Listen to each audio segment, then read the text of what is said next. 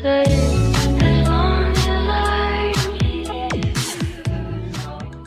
What's going on, guys? Klinger here today, and we're looking at the test place. It's been a minute since we made a video on the test place, and we got a lot of stuff to cover. This is going to be one of our like bi-weekly just like update kind of videos, so we got a lot of stuff to cover and it should be a pretty good video.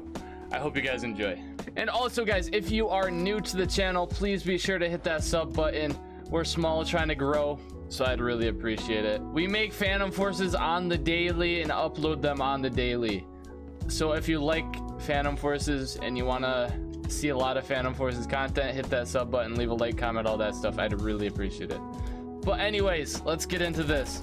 So I'll be throwing the screenshots on the screen of all the stuff that they did. But first off, they added a Mark 11 500 Phantom round. And pretty much this bumps the damage up from 45 to 70. And you're looking at going from a 20 round mag to a 10 round mag.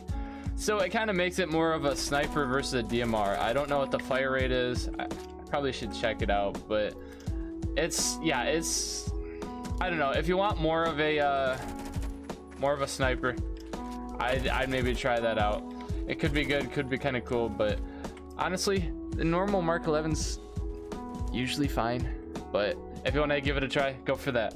Also, the AKU, let's quick go on the AKU. Where is that at? That's a carbine.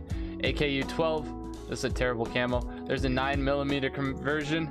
This is pretty much the PPK 12. Instead of making it a whole separate gun, which they probably should have, they just made it an ammo conversion. But yeah, the PPK 12 is a triple burst gun and 30 rounds.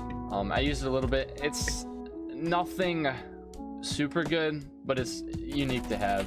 Like I said, I kind of wish that they would have made it a its own separate, you know, gun, but beggars can't be choosers. It is what it is. They made it a conversion instead of the gun, so we'll take it. And also, they added new reticles. As you can see on the gun I'm using right now, there is a Plague Insight. So pretty much this is a 1x reticle. You can press T and hover it, and it is pretty dang good. They also added a night vision sight. I'll give you guys a look at that right now. I don't know if this will ever be useful. I feel like it's way too bright. But yeah, night vision on your guns, kind of cool. But yeah, I really like this Plague sight. I'll show you this real quick as soon as I can spawn in. Okay, there we go. So the normal reticle, you shoot like this. This is all visual. There's your spread. If you zoom in, or if you press T, it's the 1x. As you can tell, the spread is still the same, but it's visual. It looks like it's not kicking as much visually, so it feels like you can hit your shots a lot better, and it's kind of cool. It's like a futuristic sight, and they added this for the Halloween update, and kind of cool. Nothing too crazy. They also added new maps. They added Gateway and Storage. Gateway is just a revamp of Ruins, and it has some like red fog over it. I have a screenshot of it. Looks kind of cool. And then they added storage. Storage is just a huge storage lot. Literally boxes just everywhere. There's just boxes. Okay, cool map though. It looks kind of unique. I haven't played it on a full server, so I don't know how it's gonna act when there's a full 16v16, but it could be fun. It could be cool. They added an AK-12 bars barrel, and this pretty much just makes your AK-12 a triple burst, and it's pretty much like a Halbig device attached to the barrel already. So it's triple burst and it pulls down. It sounds kind of weird, but it's really not too bad. Kind of cool, kind of unique. They made a ammo conversion for the Glock 17 and 18. It's a 50 cal conversion, and pretty much this Glock makes it a 2-tap. I'll probably make a video on it in the future, but yeah, you're looking at a Glock that's a 2-tap. Pretty nice, if you ask me.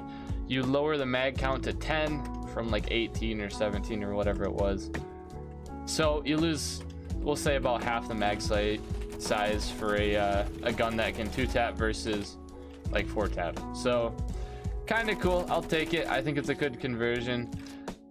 And yeah, they also they made some changes to the M79.